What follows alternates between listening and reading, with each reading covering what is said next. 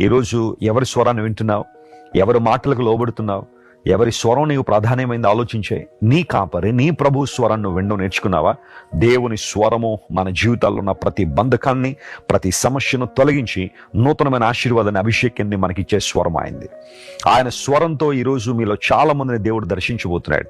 ఎంతవరకు నీ చెవులు ఎవరెవరి స్వరాల్లో విన్నాయేమో, కానీ ఈరోజు దేవుని స్వరం వైపు నువ్వు దృష్టిని నిలపగలిగితే నీ జీవితంలో ప్రతి చీకటిని ఆయన తొలగించగలడు. ఎందుకంటే ఆయన మాట శక్తిగల మాట, ఆయన స్వరము శక్తిగల స్వరము, ఆయన బోధ నీ జీవితాన్ని నిలబెట్టే బోధ. వెలుగు కలుగును గాక అని పలుకుగా వెలుగు కలిగినని లేఖనాల్లో మనం చూస్తున్నాం. There is an immense power in the word of God. దేవుని మాటలో అపరిమితమైన శక్తి దాగి ఉంది. ఆయన మాటలకు మనం లోబడగలిగితే, ఆయన బోధకు మనం లోబడగలిగితే ఖచ్చితంగా మన జీవితాల్లో ఆశీర్వాదాలు చూస్తాం. అంత మాత్రం కాకుండా ఎప్పుడైతే దేవుడు తన స్వరాన్ని మనకు వినిపిస్తున్నాడో మనము ఆయన త్రోవల్లో నడుస్తున్నామో, దేవుని త్రోవ మనందరినీ కూడా ఆశీర్వాదాలకు నడిపించే త్రోవ.